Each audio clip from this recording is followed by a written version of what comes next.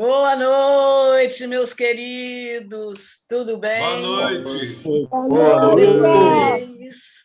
Muito bom ver vocês professora. aqui. Vocês sabem disso, né? Gratidão, agora, nós temos.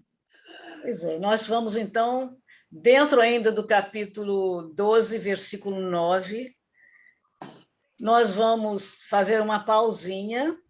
Aliás, o versículo 9 nós terminamos, né? Mas vamos fazer uma pausinha para assistir um outro vídeo muito interessante que o Shakur, nosso companheiro Shakur, nos encaminhou sobre Cafarnaum, a cidade de Jesus. Eu assisti esse vídeo. Muito bom, né? Nós fizemos também umas anotações à parte, mas só depois, porque esse negócio de compartilhar, descompartilhar, vai ficar meio complicado fazer ao mesmo tempo. Então, se sobrar um tempinho, a gente faz, mostra para vocês as anotações que a gente fez. E nós... Quantos minutos tem o vídeo? Tem 16 minutos, é muito pouco, né? A gente está lembrando a todos que nós estamos no estudo, do grupo de estudo do Evangelho, do miudinho, minucioso do Evangelho, na Casa Espírita Cristã, hoje, dia 18 de 9 de 2019. Então, nós vamos aqui compartilhar esse vídeo, que é muito interessante. E depois eu descobri, Shakur, que essa moça, ela tem uma série de vídeos, de estudos. De vídeos. Lá de Israel, da Palestina, né? Eu vi mais um também sobre a Madalena. Exatamente. Tem um programa também que é Ruas. Ah, sim, o Ruas. Deve ser Rua. Eu sei, Ruas mundo ele afora. de vez em quando faz uns documentários assim, muito interessantes, naquelas regiões também. Mas não é só Ruas, não. Também.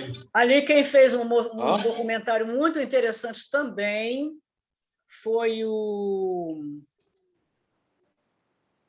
Como é que se diz? Esqueci o nome dele, gente. O Rogério, que também faz... É Louco por Viagens. Ele já foi várias vezes naquele... Louco por Viagens. Já foi eu lá. acho que eu vi foi esse aí, lá em Israel. E essa menina aí, eu vi uma sobre Magdala. É bom também. Meninos, eu me perdi de vocês. Não estou conseguindo nem ver a pose de compartilhar.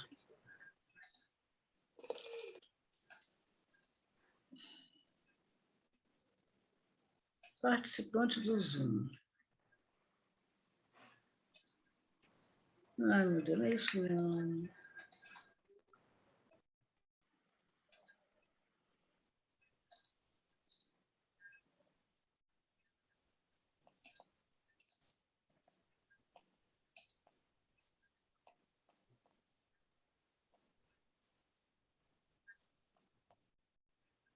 Vocês estão me vendo? Estou te ouvindo e vendo agora. Eu não estou me vendo nem me ouvindo. Não estou conseguindo nem encontrar o coisinha do Zoom aqui para compartilhar. O ícone.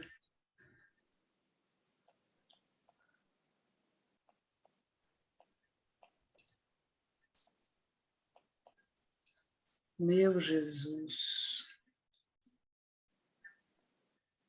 Eu vou colocar assim mesmo. Vocês assistem, depois eu vejo se eu me acho. Para não perder tempo, tá bom? Precisar de falar alguma coisa, vocês dão um ok e a gente dá uma parada, uma interrompida aqui.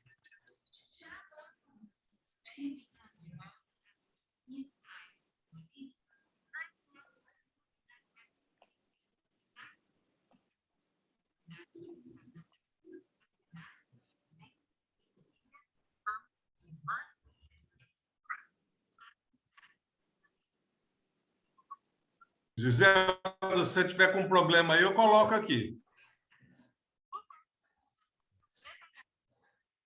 Vocês estão ouvindo, estão vendo o vídeo? Não. Não?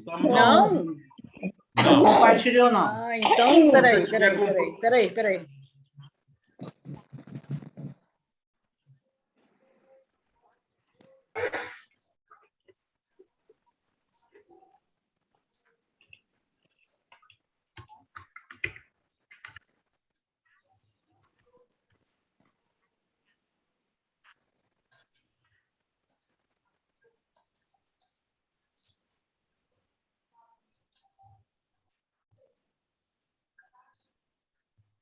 Eu acho que ela está sem áudio, sem... Não, sem... eu não tô sem áudio, não.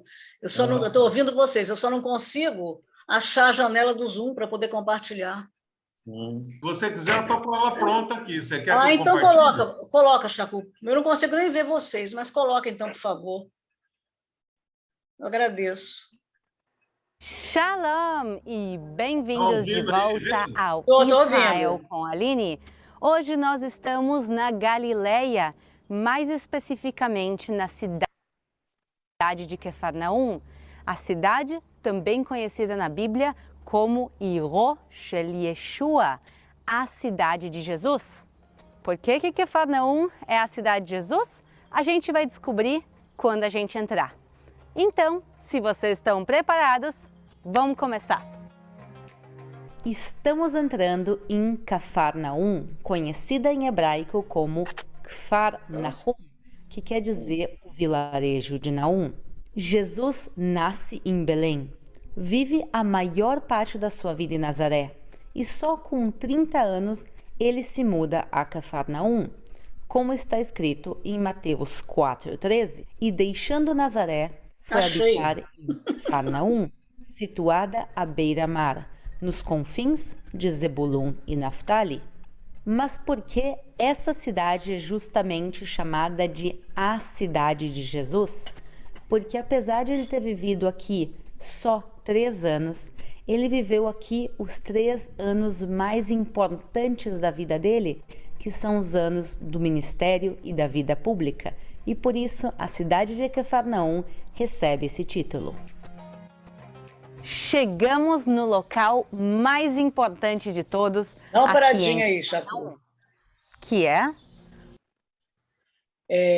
Onde quando Mateus fala, né, acho que é em Lucas, né? Mateus, sobre que Jesus, seguindo o que Isaías falou, né? Que Jesus sairia da cidade de Zebulon e Naftali. Zebulon e Naftali eram 2 das 12 tribos de Israel. E eram justamente cidades que ficavam ali próximas ao lago de Genezaré. Foram essas 12 tribos ainda compunham aquelas outras 10 que se separaram da tribo de Benjamim e de Judá. A tribo de Benjamim e de Judá foram as 2 únicas que seguiram os ensinos de Davi, que são todos aqueles registros que existem no Torá. Já as demais tribos, as outras 10 tribos, dentre as quais Zebulon e Naftali, não seguiram. Então, essas tribos formaram a hoje região da Samaria. Entendeu? Então, era só isso para saber por que falava isso. Eu nunca tinha ouvido nenhum comentário a respeito. E a gente tem que estar aqui justamente para isso, para pesquisar, né? Saber como se processa, como acontecem essas coisas. O que ela vai falar aqui também sobre a questão das ruínas de Cafarnaum. Cafarnaum foi destruída por um terremoto. Mas, antes disso, houve a conquista pelos turcos. E no século V, que foi quando o Império Bizantino se instalou, que ela vai falar daqui a pouco sobre o Império Bizantino, até um pouco antes da instalação do Império Bizantino, a gente sabe que Roma não aceitava cristãos. Os cristãos não podiam se manifestar. Então, segundo ela vai falar, no lugar da casa de Pedro, eles construíram uma que ela chama de Dons Iglesias, uma igreja secreta, escondida, para os romanos não perceberem, o pessoal do Império Romano não perceber. E, de repente, até os judeus também, né? Porque muitos eram inimigos, né? de Jesus e dos seguidores de Jesus. Então, essa igreja foi destruída posteriormente E aí, quando o Império Bizantino se impôs naquela região, já havia aí uma autorização, o Império Romano já tinha o cristianismo como religião aceita por todo o Império, né? Nem havia mais Império Romano, era mais, eles chamam o Império Bizantino de o Império Romano do Oriente, mas na realidade a maior parte do que era o Império Romano havia sido esfacelado. E então eles construíram sobre a casa de Pedro uma igreja bizantina que tem um formato octagonal.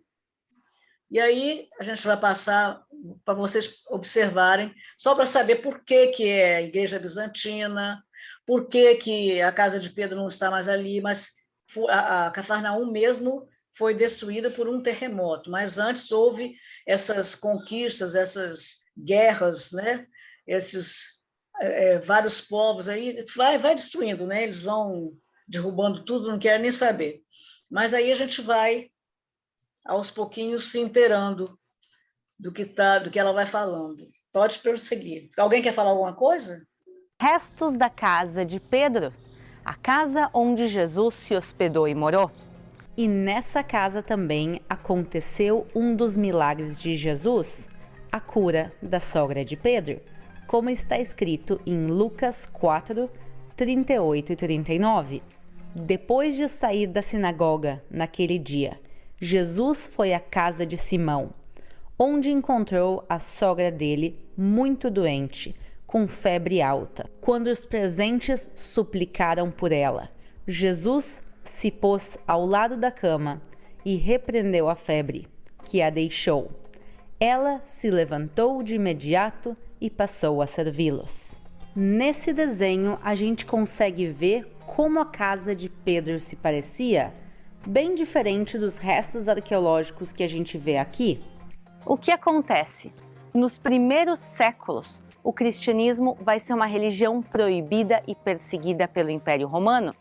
Então, não se podem construir igrejas. Então, o que os primeiros cristãos aqui fazem? Eles constroem um domus ecclesia, que quer dizer uma igreja secreta. Esse local vai ter uma igreja secreta. Depois, quando finalmente o cristianismo vai ser uma religião permitida na Terra Santa, se constrói aqui uma igreja no período bizantino, que é essa igreja octagonal que a gente está vendo, que ela tem 8 lados. Essa igreja também, mais tarde, vai ser destruída e...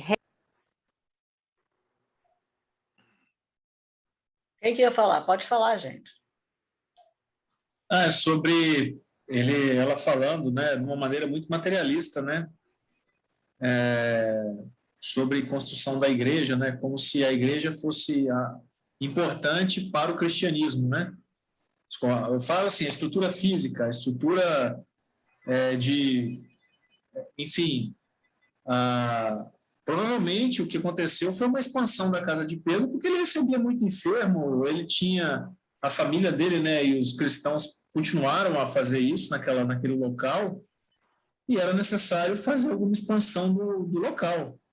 Não necessariamente porque era necessário um culto secreto, né, algo dessa forma. Até porque não era secreto que vamos falar assim, quem conhecia o cristianismo sabia que no local onde era a casa de Pedro se praticava o cristianismo, né? Os fariseus sabiam, os sinédrios sabiam, então era público. Você construiu uma igreja oculta ali, não tinha como fazer isso, né?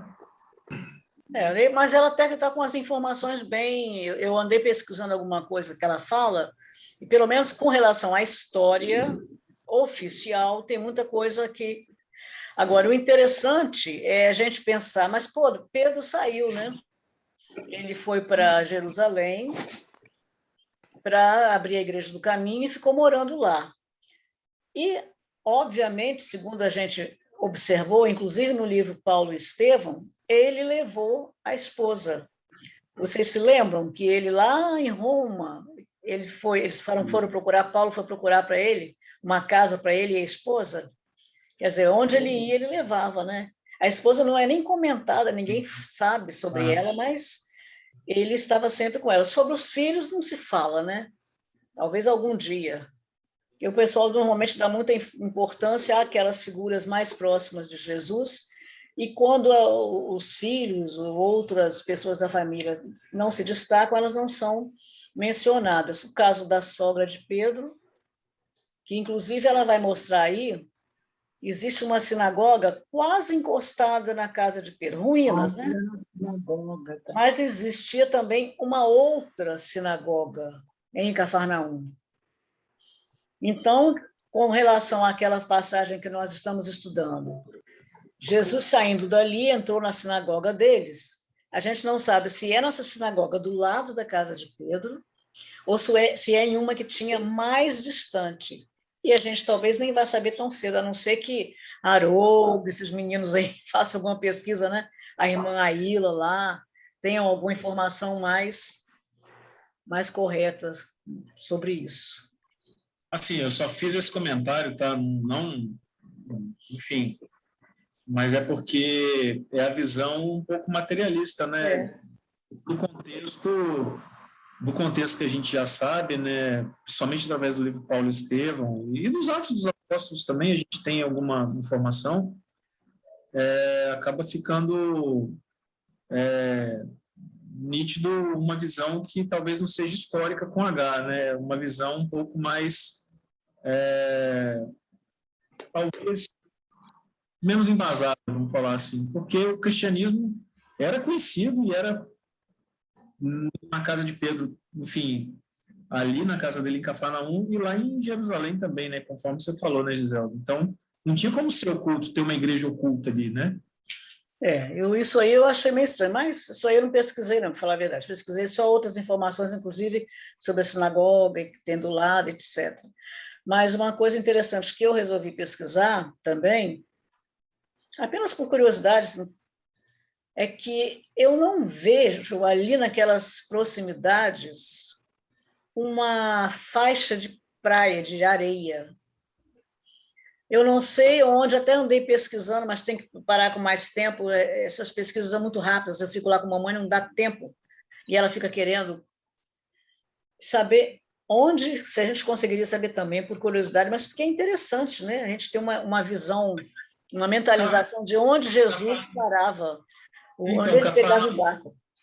Fala. É nas margens do Mar da Galileia, não é? Sim, exatamente. Mas se você for olhar, você põe assim, praias, eu botei praias do Mar da Galileia. Quando tem, são inclusive areias mais escuras, eu imaginava que fossem areias mais claras.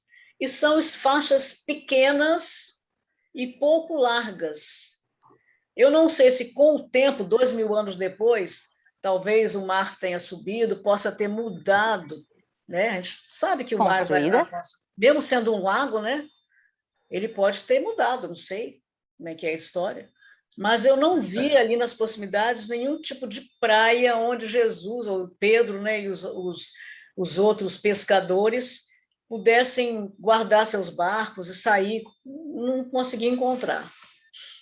Mas aí mesmo nesse vídeo ela mostra que aí é um lago de água doce, não é nem água salgada, e eles chamavam de mar devido ao tamanho, né? Pela posição que eles tinham, eles chamavam de mar. Podemos continuar assistindo? Podemos, vamos embora. E a última reconstrução, ela está aqui em cima. Essa igreja, ela vai ser feita sobre pilares. Quer dizer que ela vai estar em cima dos restos arqueológicos, mas sem cobrir eles. E uma coisa super legal que eles fizeram é que o piso da igreja é de vidro. Então daqui a gente vai subir e olhar também para os restos arqueológicos desde cima. Então vamos lá. Olhem que legal, tem agora um grupo de senhoras que são árabes israelenses cristãs visitando a igreja e tem uma freira também falando para elas. Então vamos para o ladinho para não atrapalhar o que elas estão fazendo, mas vamos chegar aqui até esse ponto com o vidro e ver as escavações desde cima. Interessante, né? Árabes israelenses. As escavações arqueológicas de Cafarnaum começaram. A lógica é de pedras, Você quer falar, Gisela? Não, eu achei interessante que ela falou que havia um grupo de senhoras árabes, israelenses e cristãs. Ah, sim. E a freira explicando para o grupo alguma coisa que ela não sabe o que é. Eu achei interessante, quer dizer, um grupo heterogêneo e todo mundo ali unido prestando atenção nas explicações da freira. Pode botar. Em 1838, quer dizer, 180 anos atrás. E por isso eu vou mostrar agora fotos para vocês de antes dessa igreja ser construída. A gente consegue ver claramente a igreja bizantina octagonal, mas a gente também consegue ver algumas paredes que elas estão parecendo um pouco aleatórias. Essas são as paredes mais antigas, tanto da Domus Ecclesia, da igreja secreta, como também da casa de Pedro. E essa igreja que a gente está caminhando agora, ela foi construída só em 1990, quer dizer, ela é super moderna para os padrões de Israel. Hoje em dia, Quefarnaum é um parque arqueológico, mas há 2000 anos atrás, ele era uma cidade super importante da Galileia. Entre as pessoas que moravam aqui, ficava Pedro. Mas não só ele, tinha uma cidade inteira aqui e a gente consegue ver um pedacinho dela atrás de mim.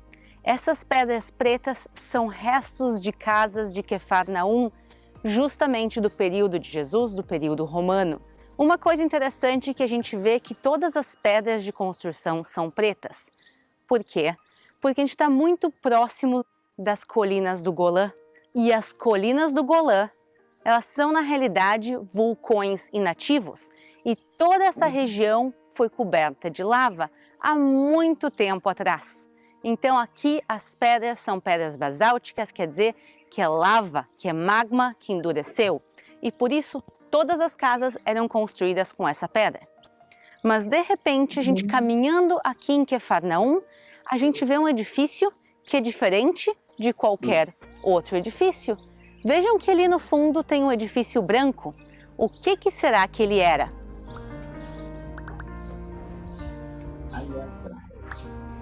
Esse edifício colossal, ele é uma sinagoga. Ou melhor dizendo, duas sinagogas. Uma construída por cima da outra. Essa base que a gente está vendo, que são de pedras pretas, como o resto da cidade, é a base da sinagoga dos tempos de Jesus. A gente sabe que Jesus frequentava sinagogas e que ele frequentou essa sinagoga também. Por algum motivo, a população de Quefarnaum decidiu desmontar essa sinagoga, talvez porque queriam ampliar ela, talvez porque ela tivesse em um estado de conservação muito ruim, mas eles desmontaram e reconstruíram uma sinagoga colossal por cima, que são essas pedras brancas que a gente está vendo. A pergunta é, quando foi feita essa reforma? Vamos agora juntos entrar e ver ela.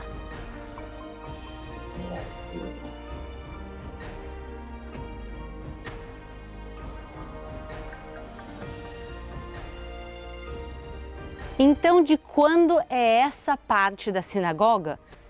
E como os arqueólogos podem descobrir isso?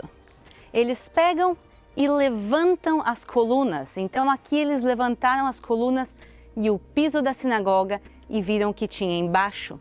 E eles encontraram moedas, restos arqueológicos e conseguiram datar essa sinagoga do século V, quer dizer, uma sinagoga bizantina construída por cima da sinagoga dos tempos de Jesus.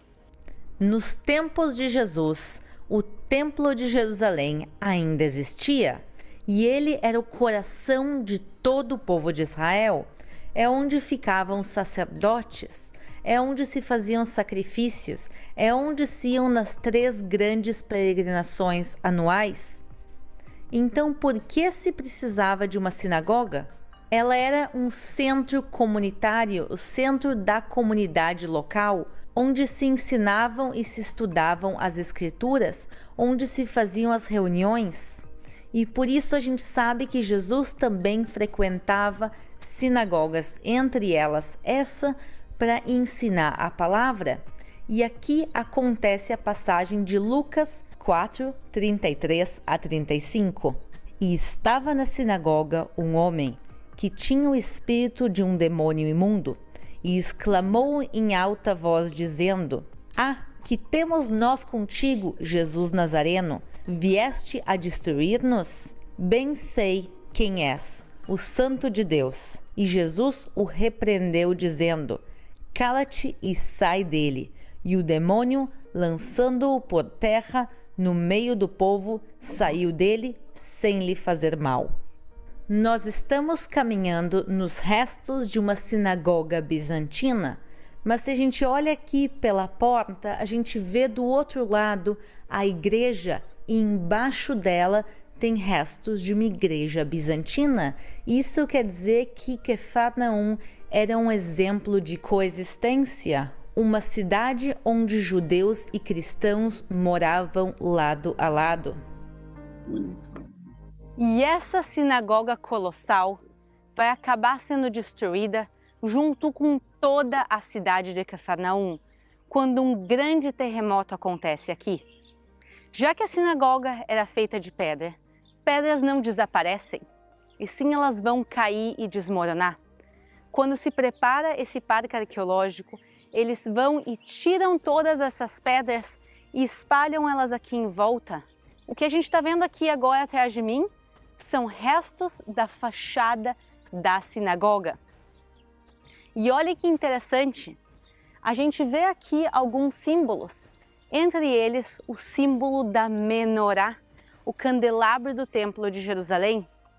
A gente lembra que sinagoga e templo são duas coisas diferentes, mas não sei se vocês lembram que a menorá era aquele candelabro de 7 locais, de 7, onde se colocava 7 velas. Uhum. E ele foi, inclusive, uma das coisas que foi guardada dentro da Arca da Aliança. Vocês lembram, isso aí acho que a Luísa já tinha falado, por que o candelabro tinha, o que representava esses 7 hastes do candelabro? 7 tribos. Hastes do candelabro. Não era só 2, como os normais, ela tinha 7. Uma no centro e 3 de cada lado. Não sei, seria ela 7 simbolizava tribos, os 7 dias da criação. Ah. Então, apenas para lembrar vocês que tudo dentro da Torá, tudo dos judeus, como diz Haroldo, é uma simbologia só, né? Tudo que você vai estudar, que você vai ler, dificilmente, claro que existe a letra, né? Mas a maior parte é tudo dentro do espírito que você tem que tirar da letra. Mas eu vou aproveitar. Desculpa, pode falar. Não, pode falar. Não, eu vou aproveitar que você falou nisso aí e vou falar aqui que eu já falei nesse livro que eu estou lendo, até dei uma paradinha, vou voltar a ler, do Samuel Gomes, chama O Apocalipse segundo a Espiritualidade. E vários versículos do Apocalipse, muita gente acha que se trata de algo que vai acontecer, de algum problema grave que a Terra vai passar. É tudo simbólico, igual esse candelabro que você está falando. Mas ele faz, não sei se é ele, que não dá para saber ainda, se é ele ou quem que está num curso, no plano espiritual, numa colônia. E o instrutor chama Ícaro. E todas as passagens do Apocalipse que ele está se referindo, refere-se a nós mesmos, ao nosso autodescobrimento, ao nosso controle sobre o nosso sentimento, e aí ele vai deduzindo aqueles símbolos, vai mostrando que tudo isso refere-se a nós mesmos, ao descobrimento do nosso espírito, ao descobrimento, à educação do nosso sentimento, e assim por diante. É muito bacana. Isso aí, na realidade, segundo eu já ouvi também, acho que do próprio Haroldo, é a caminhada para a regeneração, né, da criatura. É a caminhada para a regeneração. Ele trata, mas toda essa simbologia tem algo a ver conosco mesmo, segundo esse livro que eu estou lendo. Chama O Apocalipse segundo a Espiritualidade. É muito bom, vale a pena ler. Era só um comentário que eu fazia. Volta lá ou não? Volta.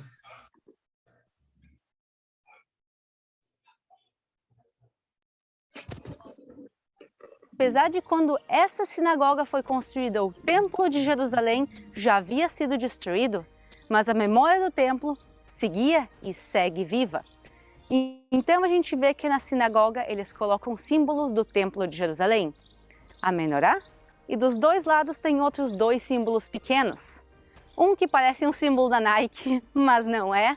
Ele é um shofar, que é uma trombeta feita de chifre que se tocava. E do outro lado, o símbolo que é uma pá, que era a pá usada para tirar as cinzas do Templo de Jerusalém. Mas tem um símbolo que vamos ver se vocês conseguem descobrir o que é. Ele é uma construção sobre rodas. Essa construção simboliza o Templo de Jerusalém e, mais especificamente, a Arca da Aliança. A Arca da Aliança não tinha rodas. A gente lembra que ela era carregada, então, que história isso aqui representa? Essa história representa o que acontece depois que a Arca da Aliança ela é roubada pelos filisteus. Os filisteus vão roubar a Arca da Aliança e levar até uma cidade no litoral que se chama Ashdod. Mas a cidade vai ser assolada por uma grande praga. Então os filisteus entendem que eles não deveriam estar com a Arca da Aliança e eles colocam a Arca da Aliança sobre rodas e colocam animais para puxarem e enviam a Arca da Aliança para uma cidade judaica próxima chamada Beit Shemesh. O pessoal da cidade de Beit Shemesh, pessoal, apesar de serem judeus, eles não tratam a Arca da Aliança com todo respeito e por isso também eles vão receber uma praga. E depois de eles serem assolados por essa praga, eles decidem também mandar a Arca da Aliança adiante e a arca é enviada então a uma cidade próxima de Jerusalém chamada Criat Yarim e de lá, mais tarde, a arca sobe a Jerusalém ao seu lugar devido. Então, eu acho bem interessante que de todas as histórias bíblicas que eles decidem representar aqui, eles representam símbolos do Templo de Jerusalém e também essa história tão diferente da Arca da Aliança. Mas agora chegou a hora de seguir o... Vamos lá. A cidade de... Só uma coisa que eu sempre tive dúvida e ela agora esclareceu. Também nunca fui atrás, né? Porque a gente sabe que o Templo de Salomão foi destruído, né? Pelos filisteus. Depois o Zorobabel construiu um outro... Não era bem templo, na época era mais uma tenda, né? Depois, antes, inicialmente. Depois foi um templo, depois um outro templo de Zorobabel. Mas também veio um povo, conquistou aquela região e a arca sumiu. E agora ela está falando que foram os filisteus que pegaram a arca. E hoje, a gente sabe que essa arca, ninguém sabe o paradeiro dela. Porque desde que os romanos destruíram o Templo de Jerusalém, eles destruíram tudo, eles levaram tudo, acabaram com tudo, ninguém sabe. Existe um programa que eu gosto muito de assistir, que chama-se, que é um documentário interessante. É lá em São Paulo, Gisela. Eu sei, você falou isso da outra vez. Então, esse programa fala sobre uma ilha que existe no Canadá, e essa Oak Island, quer dizer, a Ilha do Carvalho. Eles descobrem, eles estão fazendo um estudo nessa ilha, procurando um tesouro. E uma das coisas que eles pensam que possam estar ali, dentre as inúmeras conjecturas, as inúmeras descobertas, eles já descobriram muita coisa. É que eles acham que possa ter a Arca da Aliança, possa ter aquele cálice, como é o nome, gente? Que Jesus bebeu lá a última ceia. Então, eles acham que pode estar tudo por ali. Mas eu sei que estariam com Santo Grau? O Santo Grau. Os templários teriam levado essa arca e esse Santo Grau escondido, e ninguém sabe aonde. Também tem os maçons, que parece que é uma continuidade, uma seita advinda dos templários. Eu sei que são muitas conjecturas e a gente vai esperar um tempo nos mostrar, e eu estou doida para descobrir, ou aqui ou do lado de lá, onde está essa Arca da Aliança hoje. Vai lá. Lá em São Paulo, lá com Cafarnaum vai ver muitas outras passagens bíblicas. Por exemplo, a cura do paralítico. A gente viu um pouco das casas da cidade. As casas em si eram feitas de pedra, mas o telhado era feito de madeira e barro. Então, quando eles vêm, eles quebram um pedaço desse telhado de madeira e barro e baixam o paralítico pelo telhado. Essa também é a cidade de origem do apóstolo Mateus. E essa cidade de pescadores, fundada há 2.200 anos atrás, vai ser o centro do ministério de Jesus. E por isso, toda essa área aqui do norte do Mar da Galileia vai ser a área que mais vai ver milagres. Nós temos aqui próximo o local... Quer falar? Não, só para isso, para vocês observarem, a gente não vê a praia. Não vê... Provavelmente paravam os barcos próximo à margem, Giselda. Isso acontece em alguns lugares, não necessariamente tem uma praia. Sim, isso. Eu concordo, mas ele fala que Jesus ia para a praia, ali ele dividia os peixes, partia o pão, e na praia as pessoas ficavam... Jesus ficava no bote para fazer algumas palestras, algumas pregações, e o pessoal ficava na praia. Então é isso, por isso que, mas como eu comentei antes, provavelmente o tempo, né? A gente sabe que as mudanças são muitas.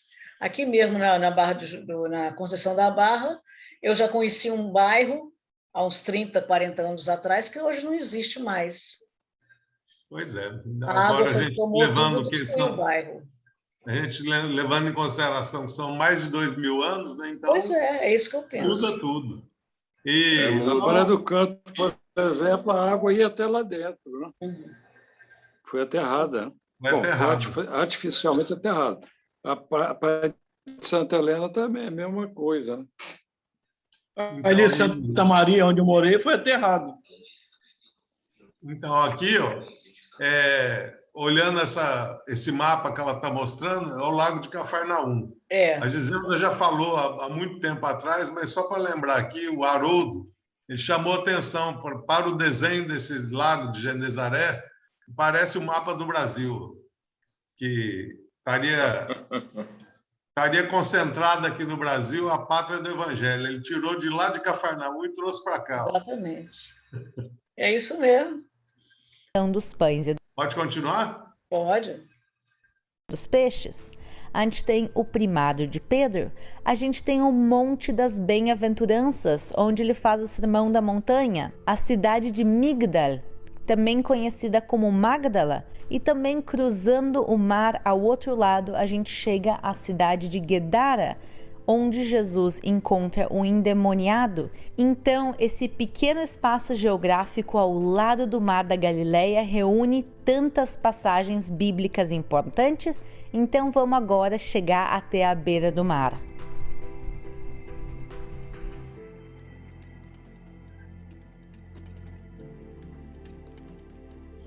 Giselda, parece bem próximo. E aqui a gente consegue ver porque Pedro morava nessa... Fala, Alexandre. Pela foto ali, dá para ver que ela está bem próxima à água. Então, pode entender que a praia aí é essa região próxima à água. Isso. Eles arrastavam o barco pelas pedras aí, né? Exatamente. E praia, né? É uma questão, talvez, semântica, de tradução, né? A pessoa... Isso, com certeza. Melhor para escrever... Isso que ia falar, Marcelo. Ele pode se referir à praia, mas a praia não é praia igual a gente conhece com areia. É um pedaço de que está próximo à beira da água. Né, da água. Uma extensão que não tem nenhuma construção, que não tenha nenhuma casa, a pessoa acaba se referindo como praia para dar a entender que era o local ali de preparo da pesca, enfim, das atividades, né? Isso aí. Mas se você for procurar, você vai verificar que tem determinadas partes que tem um pedaço de terra. Não é muito larga, não é muito extensa, mas existe. É uma areia até meio amarronzada. E o que me chama a atenção... Ele fala isso, ele coloca até umas fotos que realmente tem esse pedaço de areia, assim, né? E o que me chama a atenção é o fato de Jesus... Essa questão, realmente, que vocês falam em praia, mas o que me chama a atenção é essa parte do Evangelho que fala que Jesus pregava e o povo ficava na praia, só se ficava no morro, né? Não sei, aqui em cima, né? Aqui no Brasil mesmo tem muitos rios que tem praia nos rios, tem areia. É isso. Vou continuar aqui. E a extensão é grande. Hein, Gisele? A extensão é grande. Oi, em algum lugar aí pode ter alguma parte de areia aí. Fala, querida. Não precisa ser necessariamente aí onde está focando, mas pode ter algum lugar aí por perto que tenha também areia que não está sendo filmado. E uma outra coisa, né, Helder? A gente vê que tem muita colina em volta, muita montanha, então pode simplesmente ter sido trazida das colinas, né, pela chuva, e acumulou, e depois a própria chuva se carregou de movimentar a areia, né? E aí a gente... Também. Era praia e agora já não tem mais praia, né? Porque esse lago é formado pelo Rio Jordão, né?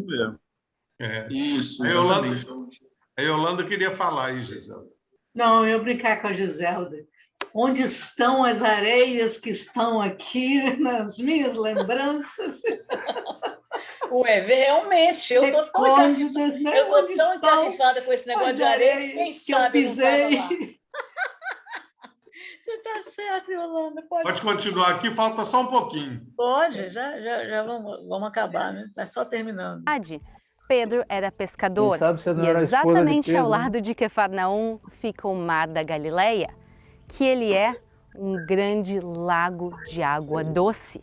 Mas pensem para aquelas pessoas que viviam aqui há 2, 3 mil anos atrás, essa quantidade de água é como se fosse para eles um mar inteiro. O Mar da Galileia continua sendo essencial para Israel. Até os dias de hoje, ele é uma das maiores fontes de água potável do país. E aqui a gente consegue ver a transparência e a limpeza da água. Então, quando vocês vierem a Israel e vierem visitar Quefarnaum, peguem uns minutinhos, sentem aqui do lado do mar, ouçam o barulho dele e vejam o que se via nos tempos de Jesus. A paisagem aqui está praticamente intocada e também por isso Quefarnaum é vir fazer uma viagem no tempo. Espero que tenham gostado do nosso passeio aqui em Quefarnaum no dia de hoje. Não esqueçam de deixar aquele like e de se inscrever no canal para mais vídeos.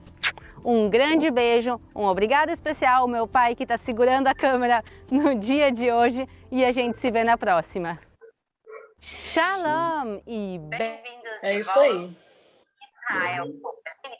Do outro lado do lago, onde ficara Guedara, é onde tem aquela situação dos porcos, né? Que Jesus jogou os porcos, segundo dizem, né? Jogou os porcos embaixo, né? Que o endemoniado estava com vários espíritos. Diz que essa região ali era a região dos gentios. Ali não se tinha nenhuma religião. Eles viviam mesmo de uma forma muito material, sem acreditarem em nada. Eram considerados pelos judeus como uma região de sombras. Só para acrescentar mais alguma coisa. E aí, gente? Eu achei muito legal esse vídeo. Outras coisas ficam mais por conta das pesquisas da gente, né? Depois eu vou procurar o mar, as praias. Eu achei muito diferente. Achei muito diferente do que eu conhecia, né? Quando eu vivenciei lá, vivi. Eu imaginava, por exemplo, uma praia com umas árvores próximas, onde as pessoas se sentavam ali para ficar na sombra, não ficar no sol inclemente, né? Mas aquela região... Então Jesus pegou moleza, vai? Eles dizem que aquela região, embora seja muito árida, mas a região da Galileia, na época de Jesus, era uma região de muito verde. Não era uma região seca como hoje, a maior parte de Israel, né? Diz que naquela época era uma região mais verdejante. E tinham plantações também, né, por lá. Tinha muita planta, muita plantação. Ainda no que a gente estava estudando anteriormente, fala dele entrando numa seara. Isso. Quer dizer, tinha agricultura por ali. Hoje em dia, com essas ruínas, a gente não faz ideia, né? Exatamente. Você vê que eles descobriram fazendo escavação, então estava tudo soterrado. Mudou muito. Muito. Inclusive, eles não conseguiram descobrir ainda onde fica Betsaida. Betsaida era a cidade de Pedro, André e Filipe. E foi uma das que Jesus amaldiçoou, né? Ai de ti, Corazim, ai de ti, Betsaida. E ele diz que ela não ficava na beira do lago, ela ficava um pouquinho para dentro. E eles não conseguiram ainda descobrir. Desculpa, eu estou vendo aí que o Egeu saiu, a Berenice saiu. Não sei se deve ter caído a internet, né? Talvez. Deve ter caído, que a minha caiu e voltou. Eu olhando ali, não lembrei de nada da época que eu vivi lá. Está muito diferente. Não deu para mim ter noção das coisas, não. Estou te falando? Agora, uma coisa interessante é que só a Boa Nova, né, o Espiritismo nos traz essa clareza, nos traz informações além das informações que estão contidas ali no Evangelho e em outros livros sagrados.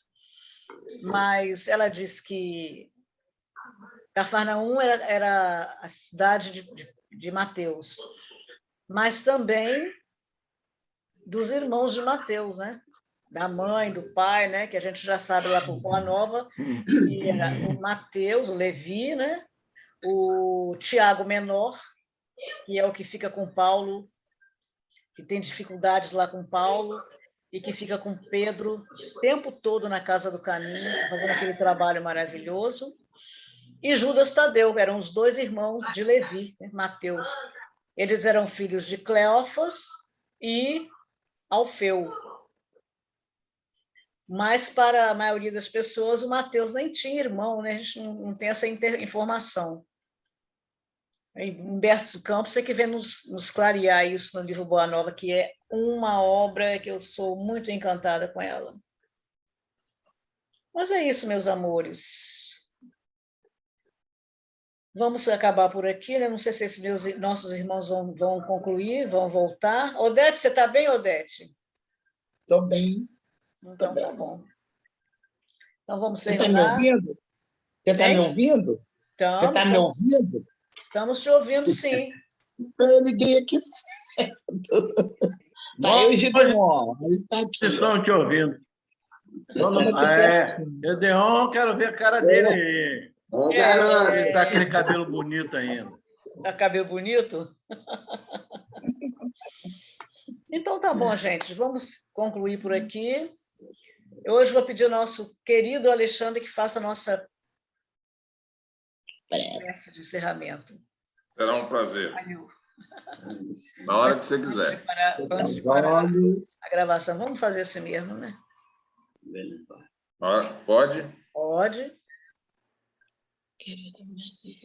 Senhor Jesus, mestre amado, muito obrigado pela oportunidade de conhecer um pouquinho dos lugares por onde passamos, lugares onde recebemos a sua primeira instrução, fomos os seus primeiros ouvidos, mas que por nossa teimosia, por nossa busca por experiências diferentes, não conseguimos implementar e estamos hoje sendo a representação de toda essa massa de espíritozinhos que também viveram naquela época.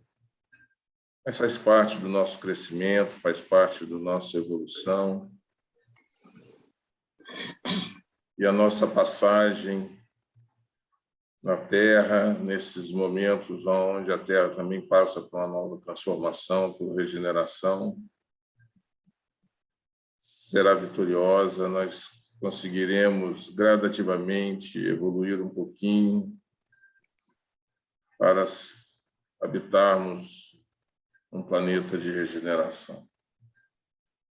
Obrigado pela semana que passou, obrigado pelas oportunidades que nós tivemos de praticar o bem, de ser pessoas melhores, de fazer, como foi colocado no estudo da semana passada, melhorias básicas que a gente precisa para demonstrar que a gente ama mais o próximo, no trânsito, no trabalho, na residência. Muito obrigado por tudo, Senhor Jesus. Muito obrigado pela Casa Espírita que nos acolhe. Obrigado pela Giselda, pelo Chacur, por todos os companheiros desse grupo que, unidos, aprendem um pouco mais. E, principalmente, obrigado pela espiritualidade, tanto aqueles amigos espirituais que estão aqui para nos ajudar, quanto também para aqueles amiguinhos espirituais que vieram aqui para aprender. Muito obrigado por tudo, Senhor Jesus. Dai-nos uma semana repleta de oportunidades de crescimento e possamos ter o discernimento necessário para entender essas oportunidades e aproveitá-las. Muito obrigado por tudo, mestre. Que assim seja. Que assim seja. Meus que queridos. Assim seja. Um beijo no coração. Beijo, gratidão. Beijo no coração de Tenha uma noite todos. abençoada. Boa noite para todos.